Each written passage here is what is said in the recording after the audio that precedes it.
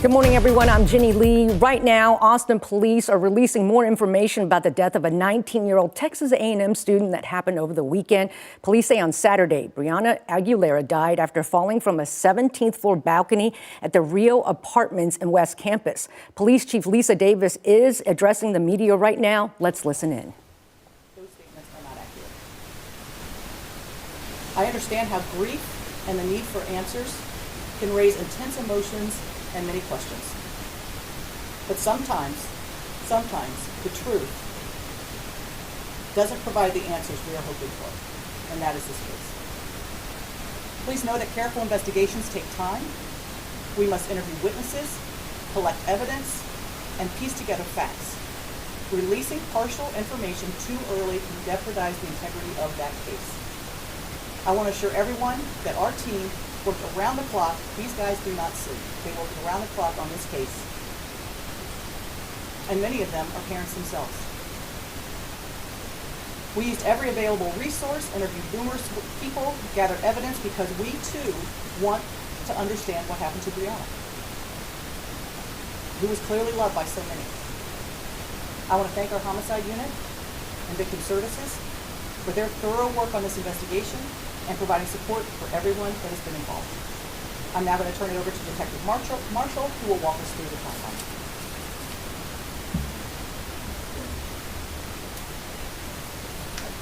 First, I'd like to start off by saying that our deepest sympathies and condolences to Brianna. During this investigation, I've had a chance to speak with numerous members of her family and friend group, both here in Austin and College Station and in Laredo.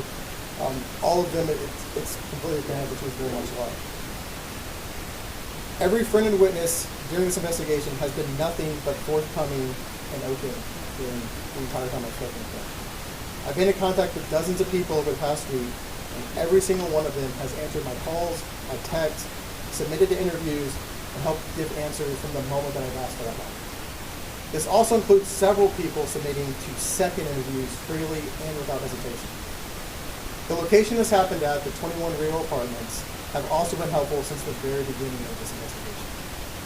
They've allowed us around-the-clock access to the apartment which Brianna was last seen at, as well as access to their internal camera system, which has been very beneficial in establishing a timeline of that evening's events. On Saturday, November 29th, at approximately 12:46 a.m., the Austin police officers responded to a call of a deceased person located at 2101 Rio Grande Street. The decedent, later identified as Brianna Aguilera, was located on the ground with trauma consistent to having fallen from a higher floor. Brianna was pronounced deceased at 12:56 a.m. I, along with crime scene specialists, responded to process the scene and interview witnesses. A witness informed officers that they had heard a sound of a thud and then observed a female on the ground. Initially, it was unknown who the decedent was and on what floor she had fallen. The medical examiner arrived on scene and the body was taken to the medical examiner's office where she was later positively identified. In the meantime, I was able to contact one of the employees at the 21 Rio Apartments at approximately 6 a.m. that same morning. The staff at 21 Rio were cooperative throughout this entire investigation. By approximately 10 a.m., we were able to access the camera's system inside the apartment complex, which shows us the hallway areas. It was found that Brianna had arrived at the apartment complex just after 11 p.m. on Friday, November 28th, and that she went into a specific apartment on the 17th floor. Video surveillance has confirmed that a large group of friends left that same apartment at 12:30 a.m. on November 29th, leaving just Brianna and 3 other girls in the apartment. Now on Saturday, November 29th, at approximately 12:54 p.m., I, along with patrol officers, made contact with the residents of that specific apartment that Brianna had been observed going into. The residents informed me that they were trying to report that their friend Brianna was missing. I was able later to confirm they had in fact placed a 911 call at 12:14 p.m. earlier that afternoon to report their friend Brianna was missing. They informed me that they were hosting friends for the Texas A&M football game and that Brianna was supposed to be staying there that preceding evening. I spoke with 3 different female witnesses on scene, as well as later a 4th witness who had left earlier that night. The investigation showed that Brianna had been at a tailgate party earlier in the day and became intoxicated to a point where she was asked to leave the same tailgate. She had told her friends that she had lost her phone at some point near that tailgate. They had all returned to the apartment where Brianna borrowed a phone of a friend to call an out-of-town boyfriend. Witnesses heard Brianna arguing on the phone with her boyfriend, which was also confirmed later by the boyfriend. Phones from both the phone Brianna used and the boyfriend's phone have confirmed through call logs that call did occur. Now this call occurred at approximately 12:43 to 12:44 a.m., approximately 1 minute. This is 2 minutes before the 911 call of the body found down below in the pool. On Saturday, November 29th, it was found that Brianna's mother, Stephanie Rodriguez, had called the Austin Police Department at 12:50 p.m. This was in an attempt to locate Brianna. Rodriguez called back an hour later at 2 p.m. stating the location of her daughter's missing phone. The phone was located by Austin police officers in a wooded area by 3:30 p.m. that afternoon near Walnut Creek in a field by the Austin Rugby Club. Through this investigation, it was found that Brianna had attended the tailgate on Friday, November 28th at the Austin Rugby Club, arriving between 4 and 5 p.m. and then leaving at approximately 10 p.m. Witnesses stated that after Brianna was asked to leave the tailgate, she had repeatedly dropped her phone and staggered into a nearby wooded area where her phone and other items were later located by Austin police. Just after 4 p.m. on Saturday, November 29th, officers from the scene paged homicide to inform them that they had located the property belonging to Brianna and determined that there was also a separate deceased person call with the same name. Rodriguez was notified of Brianna's death just before 5 p.m. Brianna's phone was placed with the rest of her property still on the 17th floor of the apartment for her family to later receive. On Monday, December 1st, the mother and father of Brianna met with victim services and those of us in the homicide office at police headquarters. There, Rodriguez turned over Brianna's phone and gave it back to us. A further review of Brianna's phone shows a deleted digital suicide note dated Tuesday, November 25th of this year, which was written to specific people in her life. From the moment this call originated up until now, between all of the witness statements, all of the video evidence, and all of the digital evidence collected, at no time did any evidence point to this being anything of a criminal nature. Rather, our investigation has revealed that unfortunately Brianna had made suicidal comments previously to friends back in October of this year. This continued through the evening of her death with some self-harming actions early in the evening and a text message to another friend indicating the thought of suicide. We recognize that hearing news like this can be difficult and may affect members of the community in very personal ways. If you or someone you know is experiencing emotional distress or mental health struggles, support is available. You can call or text 988 to reach the Suicide and Crisis Lifeline, or contact Integral Care's 24-hour helpline at 512-472-HELP. That's 512-472-4357. To be connected with local crisis services, including mobile response teams. No one should have to navigate these kind of crises alone.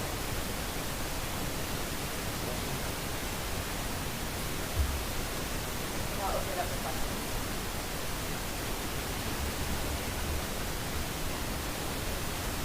Anyone else? Y'all. Okay. Couple things.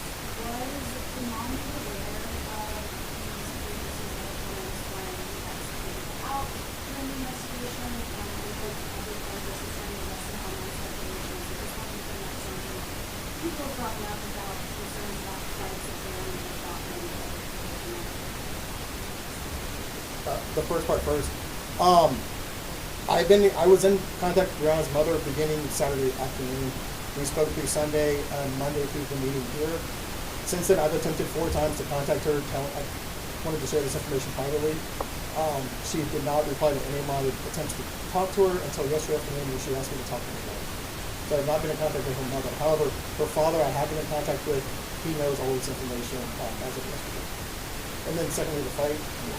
There have been online reports of a fight. The only evidence that we have of any kind of physical altercation was Brianna punching one of her friends as they tried to help her out of the party. We have no evidence of any other altercation.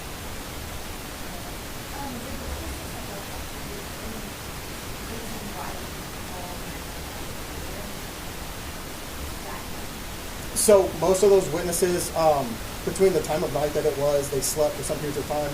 They do have some text messages. They were worried. They assumed because so many friends from their hometown were here in Austin staying at different locations, they had assumed she probably just went back out with another friend group that was in the immediate area and just never went anywhere. No, there were no witnesses. Can you share more about that behavior that you mentioned? When is that information about how that happened? So that phone is currently with our digital forensics units it is being processed as of last night. I just know the date of it. I don't know exactly when it was typed, but I found it in the deleted items. The date from the deleted item was from November 10th. In the absence of the chapters that happen online, how would you handle this? I hated the chatter probably as much as her family and everybody, and the living witnesses hated it. The problem is I can't make a public statement until I interview everyone, and several of these people we've interviewed 2 times. Video takes hours and hours not only to get, but then to go through and process and look at. Her phone takes hours to go through. I've never been a part of an investigation that's happened as fast as I wanted to. We always wanted to go faster, but in this case, so many people knew her, so many people wanted to help us. Just to get going information, unfortunately, it's taken 3 or 4 days. How certain you are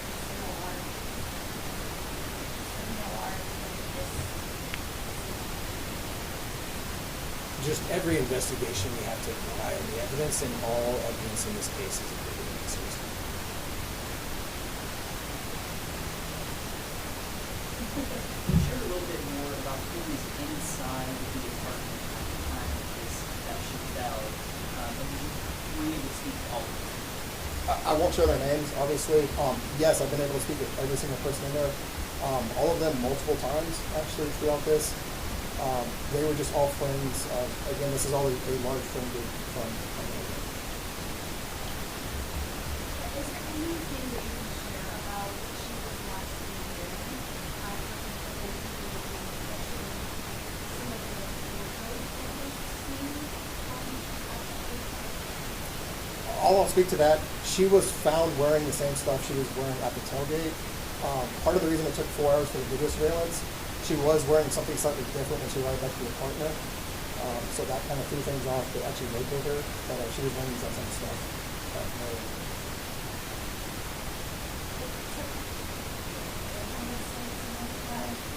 The mom was that because the husband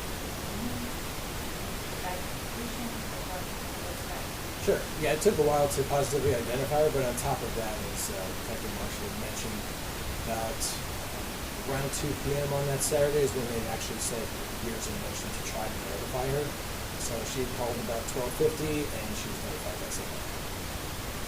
Take 2 more questions. You mentioned the argument with her boyfriend before her death. How soon did that happen before her death? Were you able to contact her? So I have spoken with him multiple times. That phone call happened approximately 2 minutes before the 9-minute phone call of her reporting on the Sunday. I think the mom's questioning is that you talked to friends and people that were in the apartment purchasing activities. Maybe you said at the time you were doing it, but also when you started talking to people. We first identified the apartment very late morning, early afternoon on Saturday. We talked to them immediately that very same time. And like I said, since then we've spoken multiple times to everyone that's in the apartment. But she's mentioned memories, and people discussed, people being investigated, That would be a better question for Texas Alcohol Beverage Commission previously. I've been in very brief contact with them, but I don't know the status of it.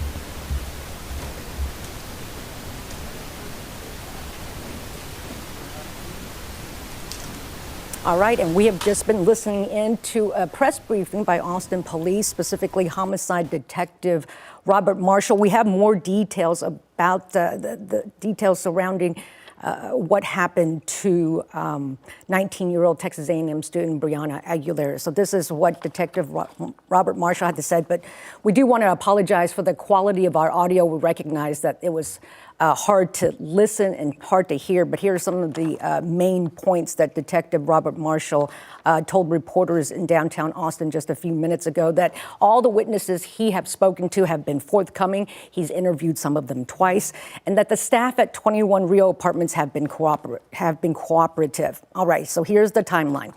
According to the detective, at 12:46 a.m. on Saturday, Austin police responded to a 911 call at 2101 Rio Grande, where 21 Rio Apartments are located.